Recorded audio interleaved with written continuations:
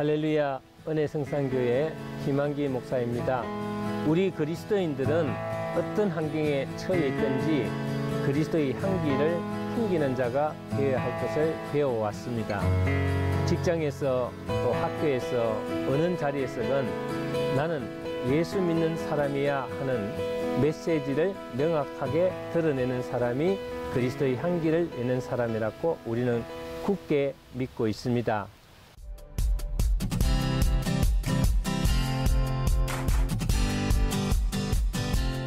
내 입을 열어 마다할 것은 마다하고 거부할 것은 단호하게 거부하는 사람이 잠깐은 욕을 얻어먹을지언정 하나님의 지조를 지켜낸 사람이 되는 것으로 알고 있습니다. 그렇지 않고 회식 자리에서 원하는 술을 마다하지 않고 마음으로만 주님께 죄송함을 표현하는 것은 향기를 드러내지 못하고 결코 범죄하는 사람이 되는 것이기에 어렵더라도 의사 표현을 명확하게 해두는 것이 두 번, 세 번 있을 일을 미연에 방지케 하는 지름길이 됩니다. 행하지 않은 믿음은 죽은 믿음이라는 공식이 마음속에 깊숙이 자리 잡고 있는 모든 사람들에게 나의 이런 결단의 행위들은 스스로를 하나님의 자녀로서 마땅히 발산해야 할 아름다운 그리스도인의 향기라고 할 수 있습니다. 물도 냄새가 있습니다. 바닷물 냄새가 다르고 흐르는 강물의 냄새가 다릅니다.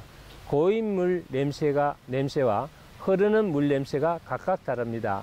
모든 사물은 냄새가 있습니다. 마찬가지로 그리스도인들에게도 그리스도의 향기가 나야 합니다. 본문 고린도후서 2장 14절을 보면 각처에서 그리스도를 아는 냄새를 나타내시는 하나님께 감사하노라고 했습니다. 방 안에 백합꽃을 꽂으면 온 집안이 백합꽃 향기로 가득합니다. 그러나 제 아무리 아름답게 만들어도 조화는 향기가 없습니다. 생명이 없기 때문입니다. 그래서 저는 조화를 별로 좋아하지 않습니다. 교회에 나와서 찬송하고 기도하고 예배드리는 모습을 보면은 누구나 다 예수의 사람들입니다.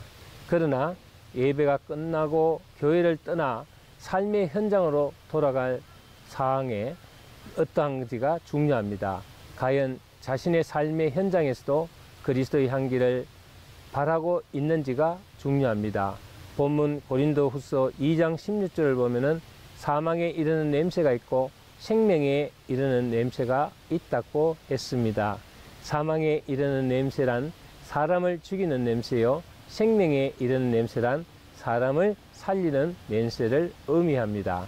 사람을 죽이는 냄새가 뭡니까?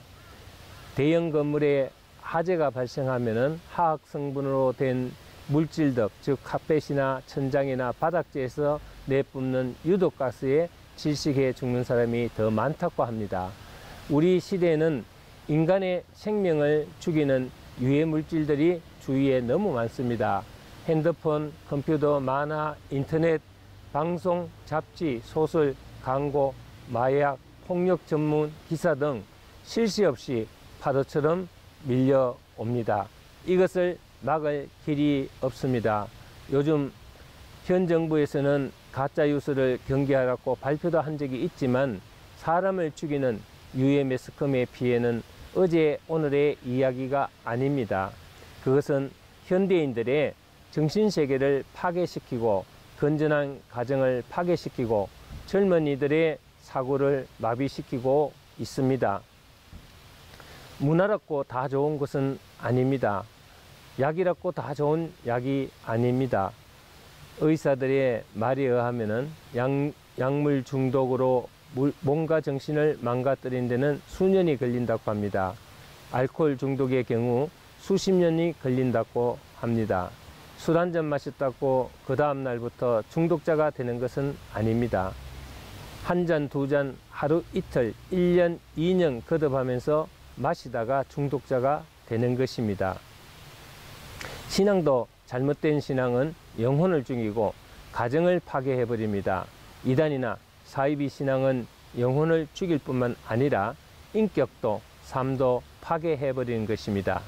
치과에 가면은 6개월에 한 번씩은 치석 제거를 위해 스케일링을 하라고 권합니다.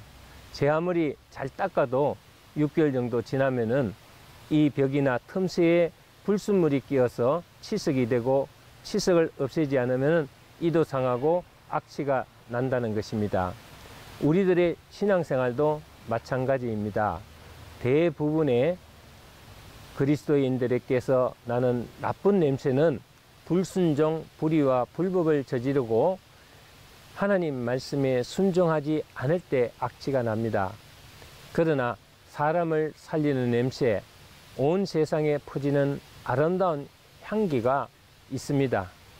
그것은 바로 예수 그리스도의 향기입니다.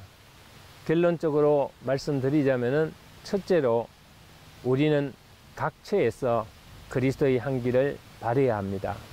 백합이나 나일락이나 샤넬보다 더 멀리 어디서나 예수 향기를 바라는 그리스도인이 되어야 합니다.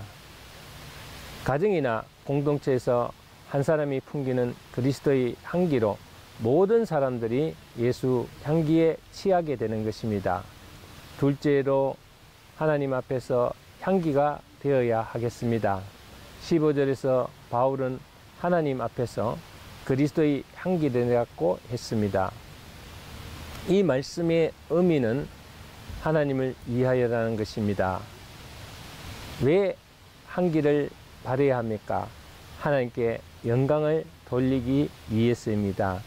하나님께 향기로운 사람은 사람에게도 향기를 발하기 마련이죠. 구약에서는 향을 만드는 방법이 계시되어 있습니다. 그런데 사람이 설향을 만드는 방법은 제시되어 있지 않지만은 하나님께 드리는 향기 제조법은 자세히 기록되어 있다고 합니다. 즉 하나님께 영광 돌리는 향기로운 사람이 되라는 것입니다. 세 번째는 사람에게도 그리스도의 향기를 발해야 합니다. 사람은 냄새에 대한 반응이 민감하고 빠릅니다. 코로 냄새를 맡고 곧바로 반응합니다.